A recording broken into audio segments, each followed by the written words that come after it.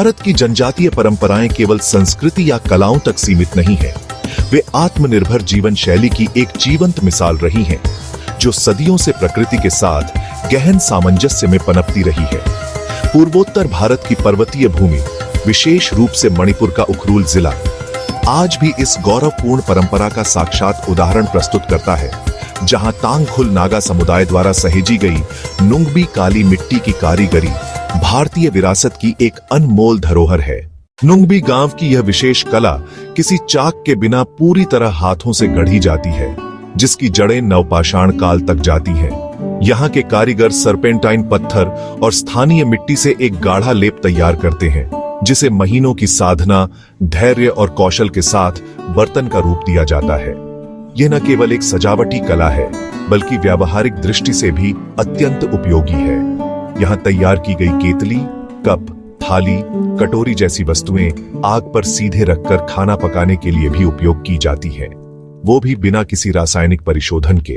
करीब 200 परिवारों की आजीविका इस कला पर निर्भर है, और ये उत्पाद अब न केवल मणिपुर या पूर्वोत्तर भारत में, बल्कि देश के अन्य हिस्सों में भी लोकप्रिय हो रहे हैं। ये आत्मनिर्भरता, स्वाभिमान और टिकाऊ जीवन शैली का ऐसा सुंदर उदाहरण है, जो आधुनिक समय में और भी अधिक प्रासंगिक हो गया है।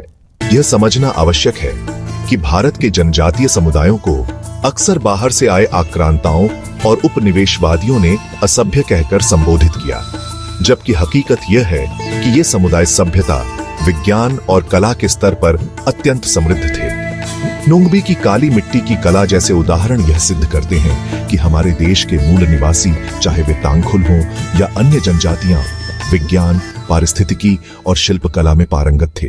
आज जब दुनिया सस्टेनेबिलिटी और लोकल टू ग्लोबल की ओर बढ़ रही है, तब नुंगबी की यह पारंपरिक कला न केवल पर्यावरण हितैषी जीवन शैली की प्रेरणा है, बल्कि यह हमारे सांस्कृतिक आत्मविश्वास का प्रतीक भी है। भारत की जनजातीय विरासत केवल अतीत की कहानी नहीं है, यह वर्तमान की जरूरत और भविष्य की दिशा भी है। नुंगबी की काली मिट्टी की कारीगरी एक पुकार है, अपनी जड़ों को पहचानिए, अपनी विरासत को अपनाइए और अपने स्वदेशी गौरव को विश्व के सामने गर्व से प्रस्तुत कीजिए।